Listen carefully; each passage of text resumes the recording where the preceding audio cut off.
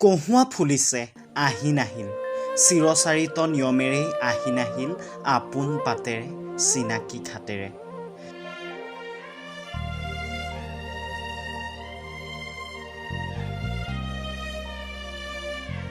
আহিনে আনে শৰত আনে শেৱালিয়ে পিছে আহিনক কোনে আনে নিয়ৰে ক'লে সি শেৱালিয়ে আৰু শেৱালিয়ে ক'লে নিয়ৰে আনে দুবৰীয়ে ক'লে কোমল হাঁহিৰে দুয়োজনে দুয়োজনক শৰত এনেকুৱাই ই ঋতুৰাণী জুৰিৰ পাৰত কহুৱা ফুলিলে মন উতলে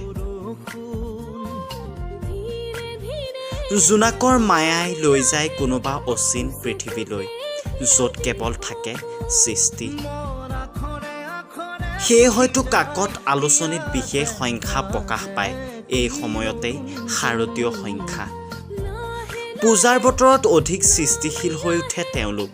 এই বতাহত থাকে শেৱালীৰ সুবাস জোনাকৰ জিলমিল হাঁহিত বিৰিঙি ফুৰে শেৱালীৰ গোন্ধ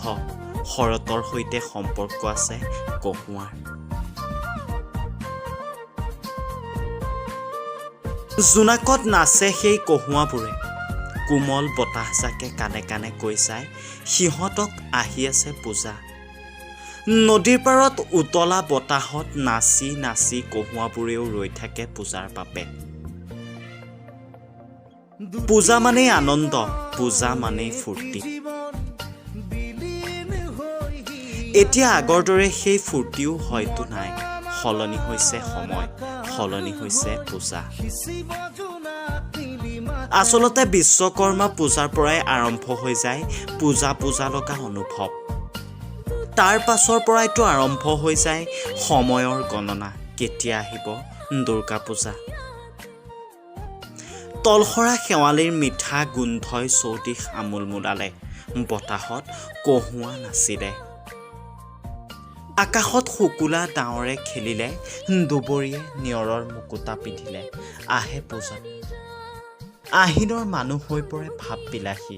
বিশেষকৈ নিশা শেৱালীৰ গোন্ধত জোনাকত অকলশৰে বহিলে স্মৃতিপটত ভাহি আহে অতীতৰ সুমধুৰ ৰোমন্থন স্মৃতিৰ সফুৰা খুলি ৰন্ধে ৰন্ধে অনুভৱ কৰে নষ্টালজিক অনুভূতি